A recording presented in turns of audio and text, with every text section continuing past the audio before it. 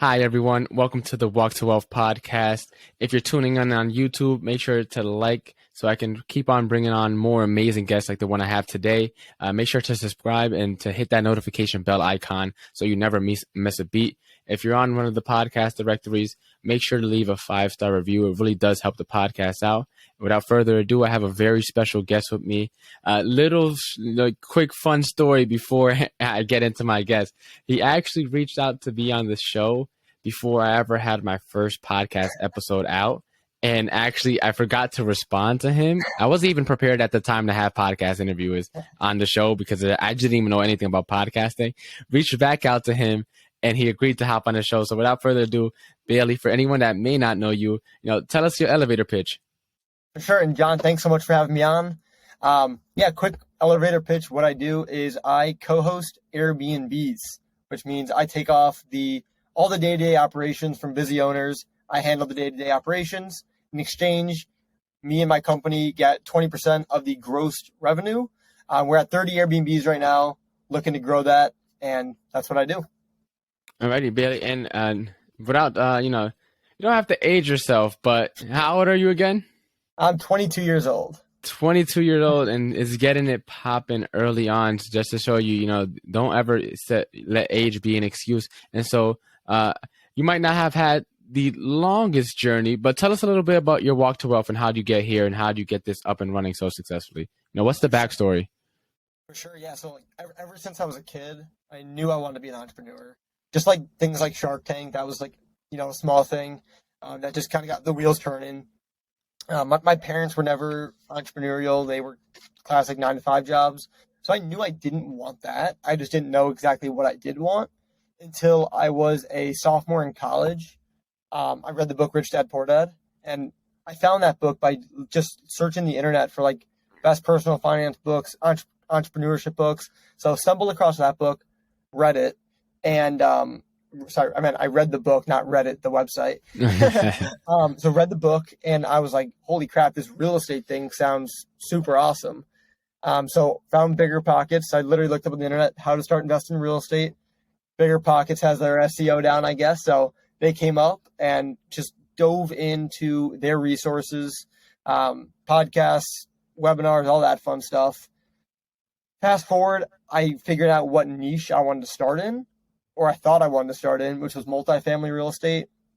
So I basically pursued multifamily, like a big apartment complexes for about 6 months. Yeah. I realized that, wait, this isn't actually what I wanted to do, because my main goal is when I was a freshman in college, I made a video, and I posted on my Instagram probably a couple weeks ago now. But in this video, I talk about the promise to myself and what I hope to get out of college. And my big hope and goal was to finish college being self-sustaining on an income side without having to get a W-2 job. So when I found this real estate thing and then I started going into learning about multifamily, I thought that multifamily was going to get me to freedom, not necessarily financial freedom, but just so that I can have an income stream coming in from the properties.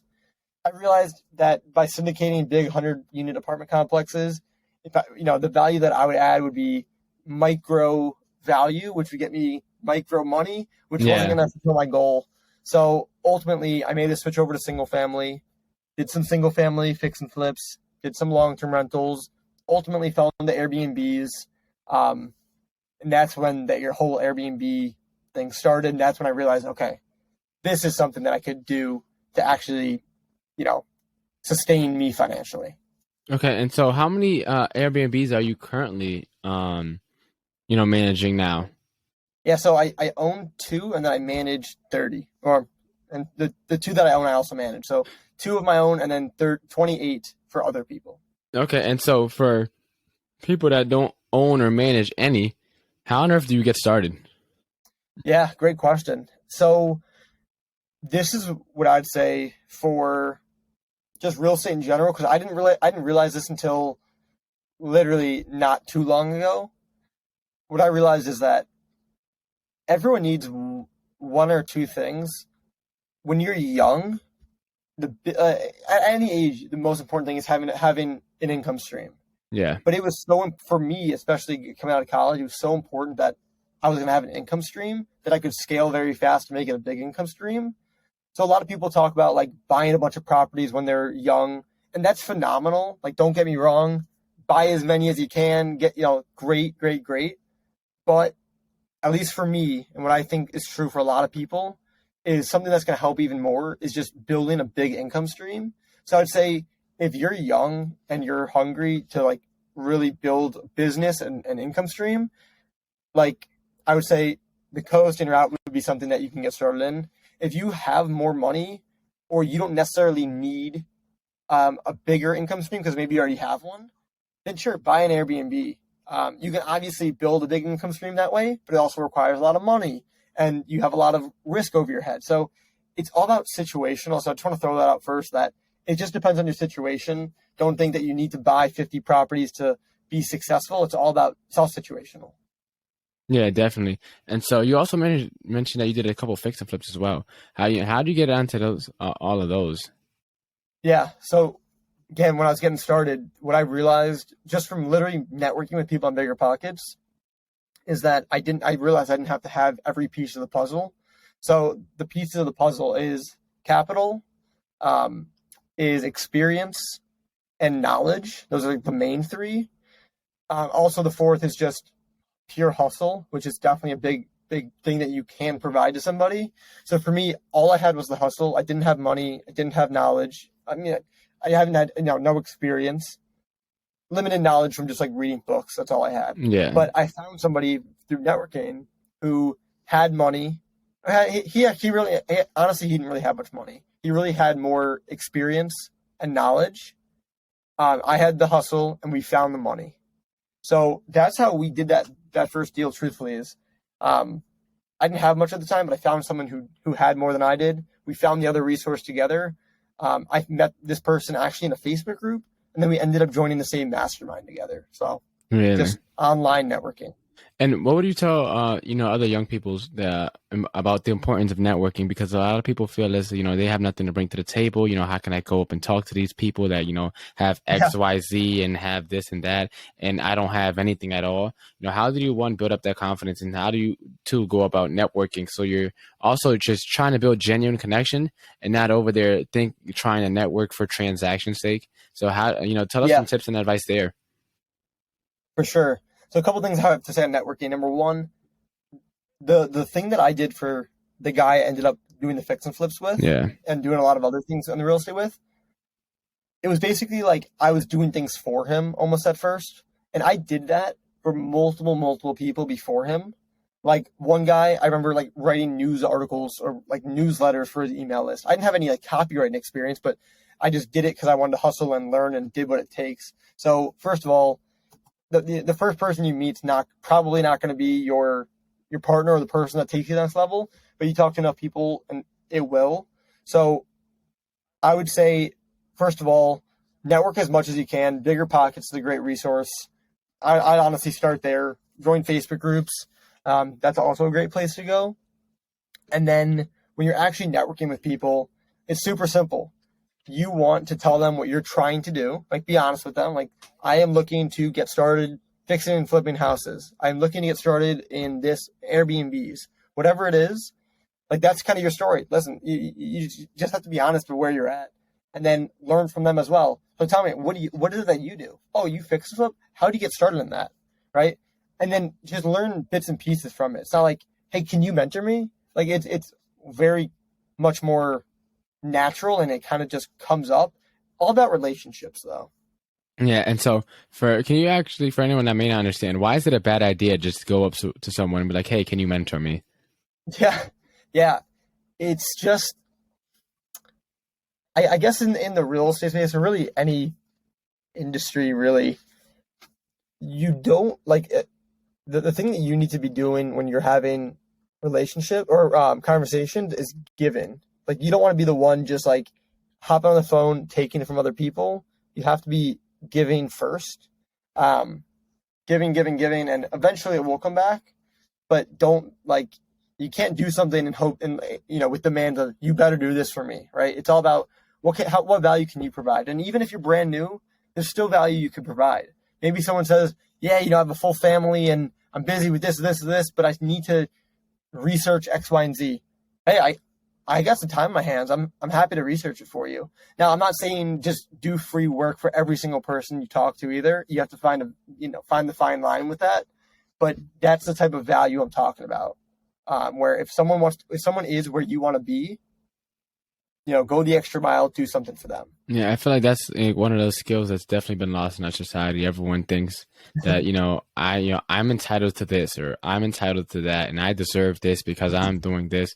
And a lot of people have that employee mindset where I'm only going to do the work, I'm going to do enough work that justifies how much I'm being paid. Any cent above, I would then have to ask for a raise before I start doing more work. Right. And that's a lot of people, thinking that way. And that usually never leads to anything good. And so you said, you've been networking in Facebook groups and Bigger Pockets. Are there any other places where you've been networking on as well? Yeah. One of the big things that I used to do when I was first getting started is just listening to podcasts. What I do literally after every single one is I'd reach out to the guests of the podcast. So at the end of most podcasts, they ask, where can people find you? Boom, you can find me on Instagram, right? So then after the podcast, I'd go to Instagram and say, hey, I just heard you on John's podcast. I love your message about this, super inspiring. Would love to, chat for 15 minutes over the phone if you've got some time this week or next week. Something like super casual. I don't like the word like, let me pick your brain. I hate that actually. So I wouldn't say that. But if you have 15 minutes, I'd love to chat with you. My name is Bailey and I'm X years old. I'm looking to get started with this. Tell them where you're at quickly, briefly, to the point. And not everyone's going to get back to you. If you message me, I'll get back to you. I can promise you that much. But some people won't get back, and don't take offense to it. Some people either are super busy, don't prioritize it, whatever the case may be. Don't take offense to it. It's a numbers game. You got to keep doing it over and over again until you get someone to respond. Yeah, definitely. That's how it started for me when I got into real estate as an agent. I literally looked up top 5 realtors in my city, Stanford, and it's like I'd seen the first literally 5 people that popped up, and I wrote them a cold email. It's like, hey, I'm at that point in time I was a sophomore, and I was like, hey, I'm a sophomore in college currently. I just started my real estate classes and interested in pursuing real estate. I see that you're super successful. I feel like a little compliment, like no, don't kiss up to them, but I feel like a little compliment goes a long way. For and sure. then For sure. Making it personal. Yeah, and then just say like, hey, can I get a quick call for you for 10, 15 minutes, and just make sure that 10, 15 minute call, you come prepared with questions and stuff like that. And then it turns into a genuine conversation, which a couple of them did, run with it. If it doesn't, just thank you for your time so much. And then, keep it pushing a little bit and, on to the next person. You'll find someone, as you said, it's a numbers game. And so, for sure. So now that, let's say, once you got things up and running, let's say someone gets an Airbnb or two, but they also, as we get older, we have lives, we have personal lives. Some of us may be starting families, some of us may be trying to get into other entrepreneurial endeavors. How did you start leveraging out your business so that you have the time that you do now and the income, that you have now as well? Yeah, it's actually funny. I was just having this conversation with some family, friends, business partners, and I was like, I have never had this much free time before. I've also never made this much money before. And you asked me a year ago, this is exactly where I'd want to be. Now I'm like, wait, I need more to do, because what I did is I leveraged other people in the form of hiring people. So just give a glimpse of my Airbnb business. When I started Airbnb, it was all me. I worked every single day, including weekends, including holidays, including everything you can think of, for 10 months with no days off. Now, I'm not saying I was grinding from 9 a.m. to 10 p.m. on a Saturday and Sunday. I wasn't doing that, but since I was the Airbnb host, I had to answer all the inquiries. I finally scaled that to a point where I could bring on employees, so then I could take myself out of that. So that happened for 10 months. It was just probably 4 months ago that I hired my first employee. We're now at 3 of them. So now I'm like very out of my Airbnb business in the form that I don't do the day-to-day. There's nothing that needs me instantly. So that's super nice. And it's just all about getting the right people in place, right? All getting the right people. And it doesn't happen overnight. This is not, not a just for being clear, this is not a get rich quick. None of it's like that. It was a lot of sacrifice, a lot of hustle. Definitely moved quickly, like a 10-month period. That was great. But it was a lot of sacrifice. Yeah, definitely. And so when you talk about hiring people, when a lot of people think of hiring, they think salaries, they think, wages, they think a lot of money. It's like, how on earth can I hire someone? I'm barely making enough to pay myself, So how do you go about going and doing that? Yeah, so handful of things to share on that. So first of all, I've hired plenty of people on sites like Upwork or Fiverr, like people who are overseas who have great skills like video editing, could be copywriting, could be website design. I've done all that stuff. That's one form that you can start to outsource some things. You don't have to go from solo to 3 employees instantly, and I didn't either. I had actually in the Airbnb business I did, but in other things that I've done with buying properties and whatnot, I've slowly brought people on from like Upwork. Even I have someone from Upwork now. They're $5 an hour to do some admin stuff, and so that's like the first step of that is start with Upwork, start with Fiverr, start to delegate things that you just don't like, that's just annoying, that's taking up headspace.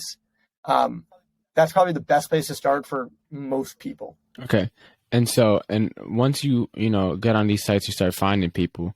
How do you make sure that they're, good people to hire and bring on, especially if they're overseas, especially if you never probably will ever meet them in your life in person? Yeah, for sure.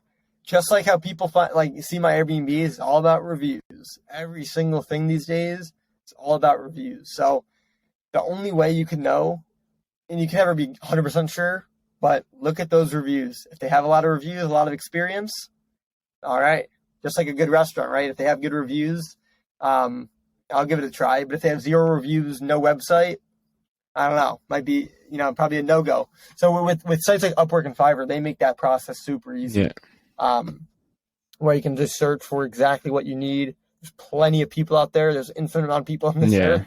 Tons of options. And so, and in that same breath, how does someone get Airbnb started when they have 0 reviews? If reviews are everything.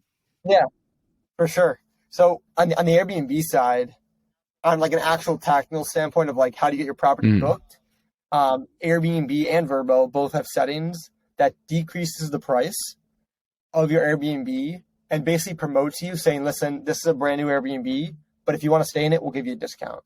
So we discount the price, the guest gets a discount, in turn, and then that incentivizes people to try people for the first time. Okay, but then how do you incentivize people to actually give out reviews? Because that's the one thing, people will try it out, but then you actually remembering to write the review. What's your your process or system behind getting that actually for anyone looking to get started?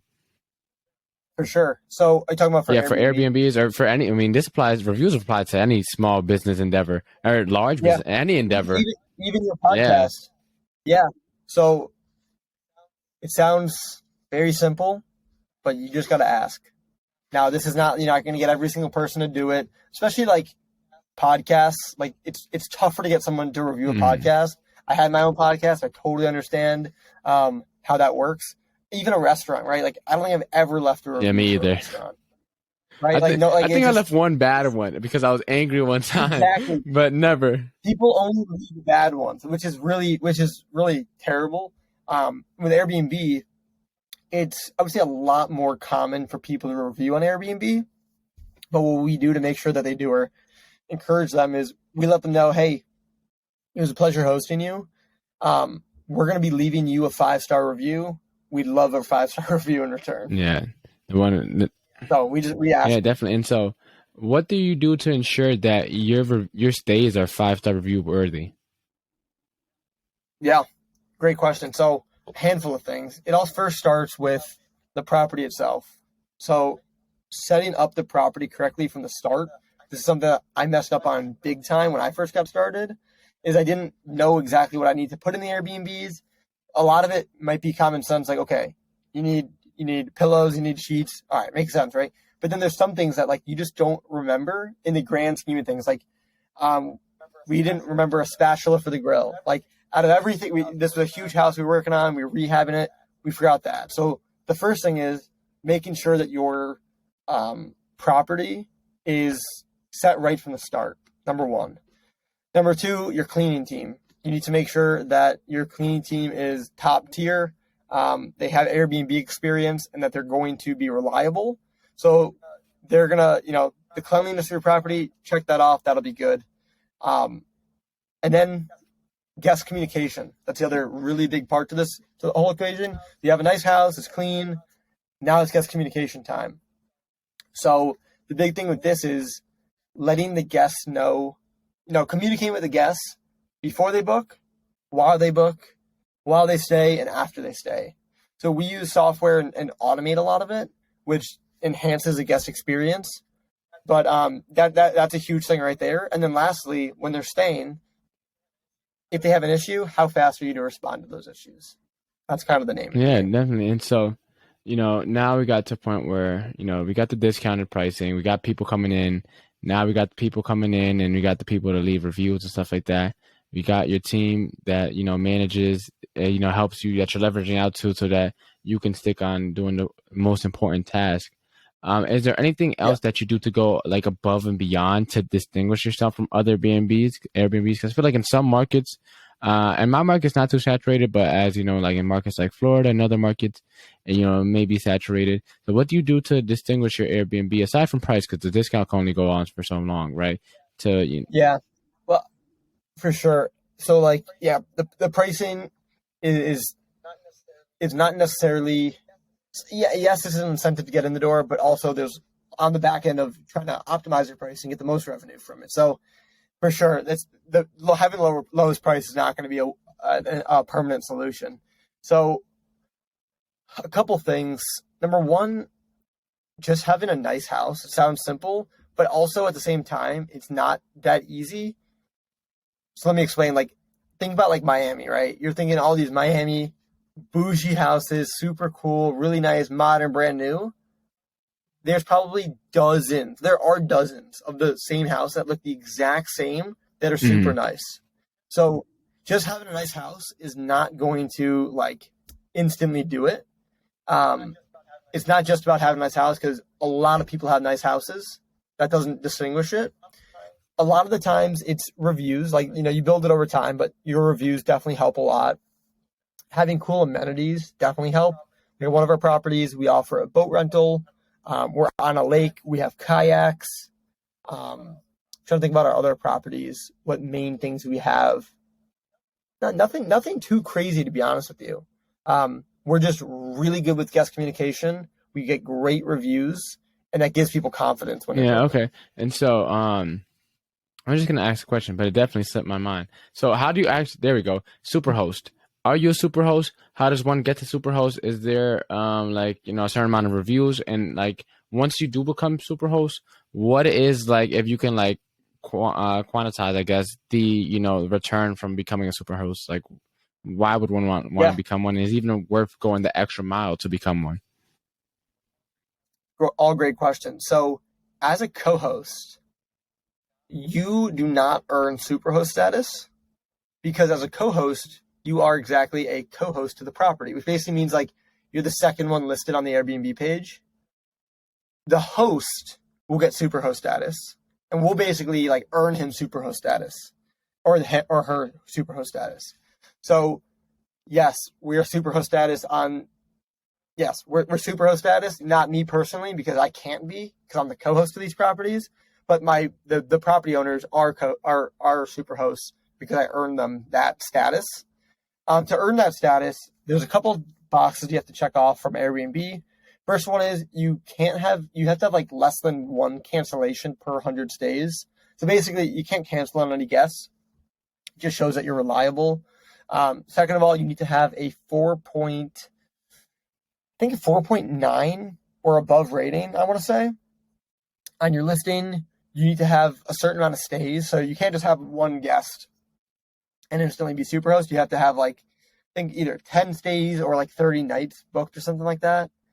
And then there's one more. Oh, and I think maybe response time might be another. I forgot the fourth factor, but there's a couple factors, and they check these every quarter or so. So it's okay, did you maintain this for this past quarter? Yes, cool, you're Superhost. No, okay, that's getting pulled, and then you can always get it back for the next quarter. Okay, that makes sense. And so now that we got that out the way, so how does one start going about, building their dream team? I know you mentioned leveraging out, but are there any other factors, any software, any, anything? How does one go about building, that dream? Yeah, for sure. So from day one, what you need to have is a phenomenal cleaner that you trust, a phenomenal handyman that you trust. Those are two people on the ground. And then as far as software goes, you need what we call a channel manager, which essentially you have Airbnb, you have Vrbo, you have other platforms, but Airbnb and Vrbo are the main two. You need to have something that connects them, connects the calendars, connects the communication, gives one central hub. So we use a software called Hospitable, hospitable.com. Awesome software. We love it. And then a dynamic pricing software. So we talked about, incentivizing people with low prices maybe in the beginning, but you're going to want to optimize your pricing. So we use a software called Price Labs, which the way I explain it is if you ever booked a hotel or a flight, you'll know that they know when it's a holiday, the prices are jacked up, and you know that when there, a lot of demand, prices are up. When there's not a lot of demand, it changes, right? So we call that dynamic pricing. There's the same type of tools, but for the Airbnb industry. The main one, the biggest one, the best one, in my opinion, is called Price Labs. Okay. And so you told us a little bit about Price Labs. What does Hospitable do? Yeah. So Price Labs does like the pricing, like I mentioned, just like the hotels and the flights. The channel manager, hospitable.com, does a lot of things.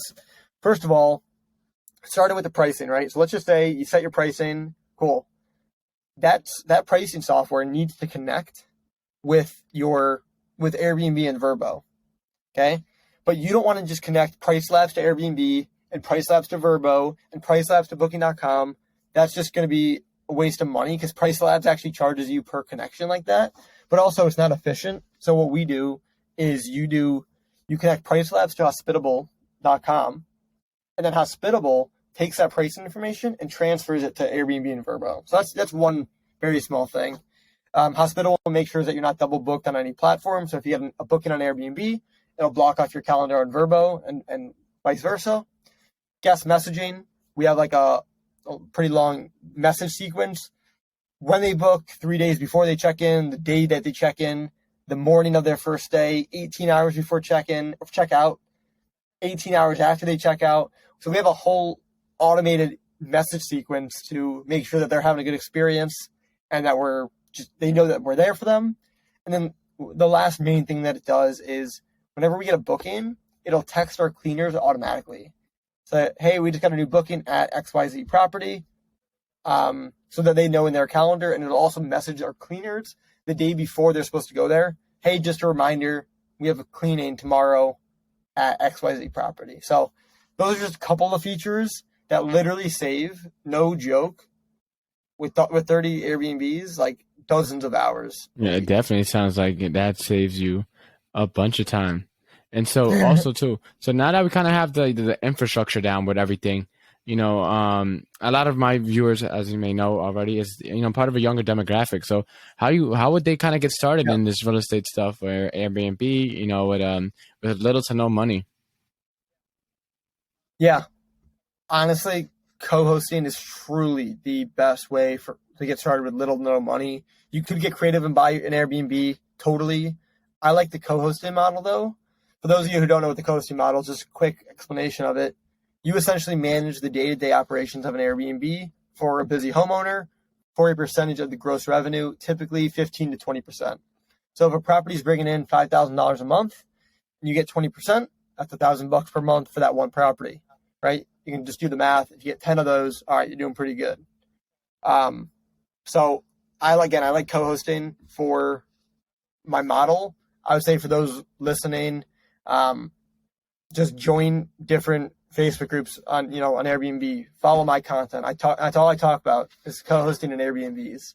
So honestly, that's where I started. That's where I started with multifamily, and Airbnb is just following people who are doing it. And we kind of mentioned networking and earlier, but like how as someone that doesn't know about it, If let's say were you an established host, which you kind of are already, and I were to come up to you, I have no experience. Like, how would you, come up to these people to ask them to be a host? Gotcha. Yeah. So if you're saying if you're a co-host and you're looking to get co-hosting Yeah. clients like homeowners, yeah. So a handful of different ways to do it. Always best to start with your inner circle, family, friends, Facebook friends, Instagram followers. Like, you don't need a big following for this, but your immediate network, you have to tap into it first. I found that a lot of times people that don't want to tap into their own network are either scared to tell their immediate family what they're doing, or they're nervous about something, or they have some limiting belief that there's no way anybody in my network could be a potential fit. Completely not true. Of course, there's a potential, right? And it might not be your immediate family member, but it could be their friend or their friend's friend, right? And if you're on Facebook or these social media platforms, they can get out there pretty fast. So that's always the best place to start. Okay, in inner circle. And it's probably the same thing for yeah, being an definitely. agent, I guess. I mean, and being an agent.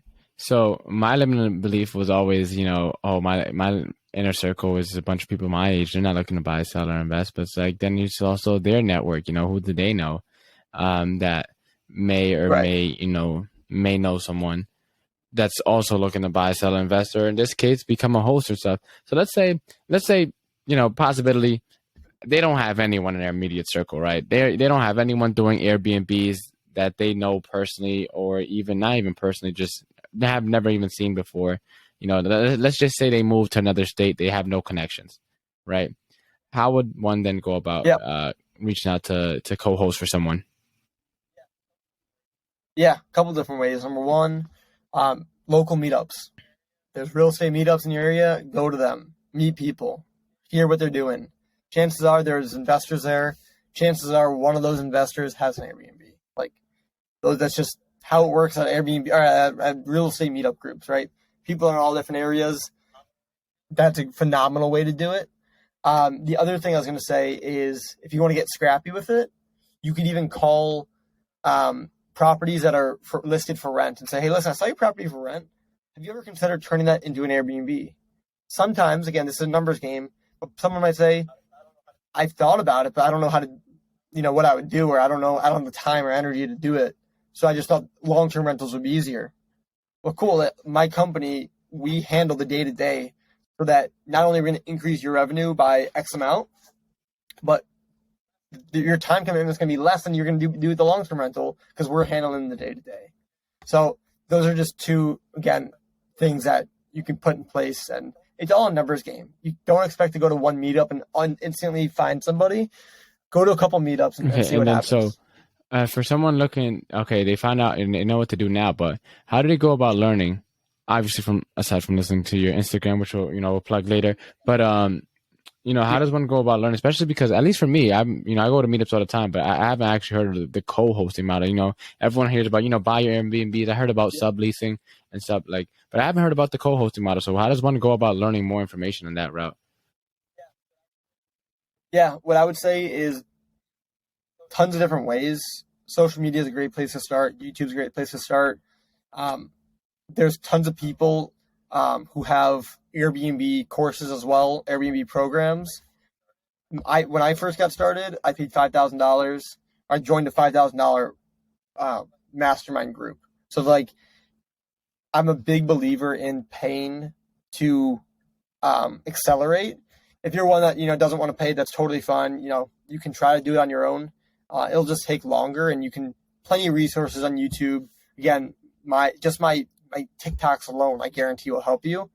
But if you want to elevate, there's tons of people, including myself, but there's tons of other people as well who have coaching specifically to help people who are looking at starting. So I heard a saying on another podcast I did, and it was pretty much you can either learn with time or you can learn with money. Some people learn, learning with time is always, the harder, longer route. You might save some money on the, on the front end, but usually end up losing on the back end because you slow down your growth so much. The people who, use the money to learn just accelerated because they just got the information from someone who's already done it before. They didn't have to reinvent the wheel. For sure. For sure. And then one other thing about that too is I totally agree with you there. The other phrase I've heard, and it's totally true, and I've used this, is pay to play or seek to serve. Either someone can pay a coach to learn, or they can seek to serve that coach in exchange for learning. So if someone came to me and I said, it's X amount of money, and they don't want to pay it, I'll never propose anything on my end, right? I'm not like, okay, well, if you do X, Y, and Z for me, I'll whatever. Like, you have to find a way you can add value to somebody, and a lot of the times that's worth way more money than what you'd pay in coaching, anyways. So adding value to somebody is also, you don't have to just pay in dollars. You can pay in time and value you're providing. And that kind of led me to thought that I wanted to get your opinions on, because you actually went to post high school, you went to university, and so what would you tell to someone?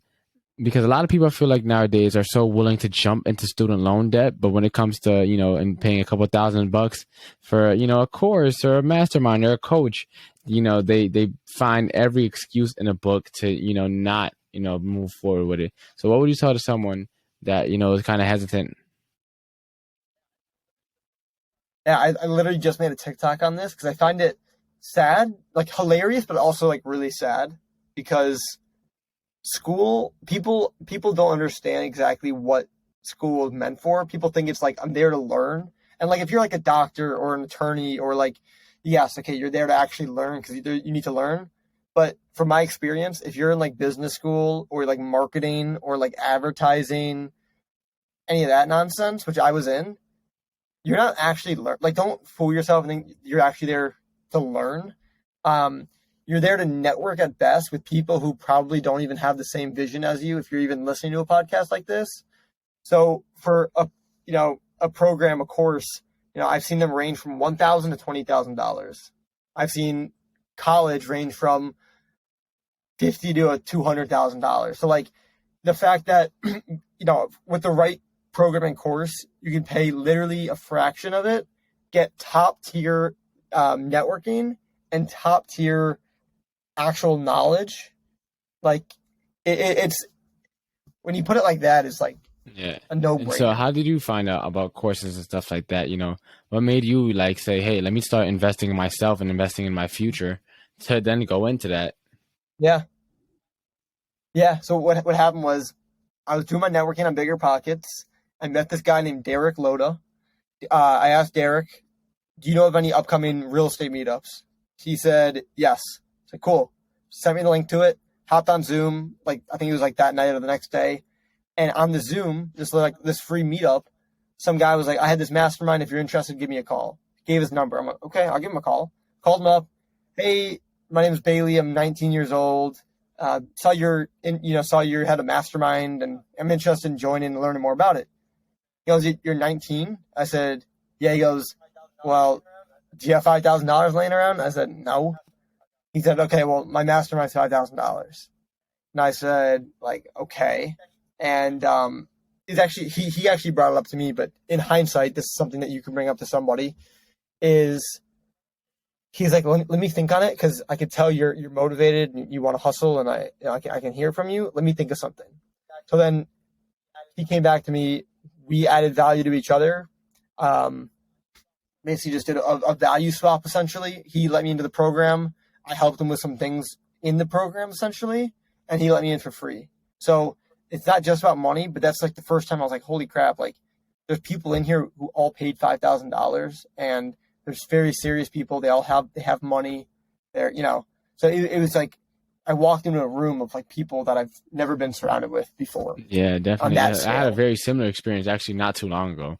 So one thing that I do, a little sidetrack here. One thing that I do is I teach other realtors how to use social media, and I don't teach them how to sell houses using social media. I literally just teach them how to use social media. And so I had a TikTok class. Really? I had over 400 signups for that. It was free. I now charge because I was told to. So yeah, monetizing it. But that class was free. I had over 400 signups, and it was for I had a group of agents from across the country, and I had a couple in Canada as well that signed up. And there's this one mastermind call that a small group of them were. It was supposed to be at 12. There was a mastermind call at 12 for like a small group of the agents in that mastermind. And a lot of people reach out to me separately, asking me to change the time. And I kind of like, no, because there's a lot of people that signed up that aren't on the call. So it's like, I'll be inconveniencing the vast majority of the people. And so they ended up asking me on a separate call, like another call in front of everyone, instead of individually asking me like via DM or email or text. And then at that point, I was like, what the F, man? I got to say yes now, I guess. And so I said yes. Honestly, full transparency, I was a little annoyed, but then, you know, a little like an hour later, I hop onto another Zoom call that a lot of us are on, and then the guy who pretty much runs the mastermind, which it costs $1,000 a year to be in, pretty much was like, hey, I'm so sorry, but I didn't mean to inconvenience, I didn't mean to mess up your class and what you had going on. And he was like, hey, I'm so super sorry about that. Reach out to my assistant. We'll get you a year membership for free. And so I'm in that same experience where there's a bunch of top agents in this call. A lot of them, some of them making over $1 million a year in gross commissions. And it's like, I'm just, this young guy. Well, I don't want to call myself young and downplay myself just because of my age, but like, I'm a dude just like, I haven't really started transacting yet, and I'm in this call. I'm fortunate enough and blessed enough to have an opportunity to sit around a lot of people that are in my field and really getting it going. And so, long story short, back to you were saying, in your case, it was value swap. In my case, it was kind of like almost a value swap because I was still providing value, and the times didn't match up, so I switched my time. And because I did that, some of the people from in the group then testified for me, which then so kind of like a value swap loop around type of thing. Right. You just keep providing. Yeah, and also too, I find it so hilarious too when people. I don't find it hilarious, but I would say, but like it's people really think that people that are successful are trying to keep it all to themselves, and so especially. People that are young and have this woke mindset culture, mindset, whatever. And it's like everyone that I've met so far that's successful and actually successful had just been so willing to give back. Like it's the people that are like borderline successful that kind of like jerks, but like the people who are like, have like the FU money kind of thing. It's like a lot of those people, like if you show up and you're hustling and you're hungry and it shows and it's not, a facade that you just are, you're trying to display or whatever. It's like people see that and it's like, yo, this, he's after it. It kind of reminds them of themselves a little bit and they want literally just to throw as much help as they can onto you. And so, I'll just start getting closer to wrapping up a little bit. Where can, tell us what you got going on in the works and tell us where everyone can find you.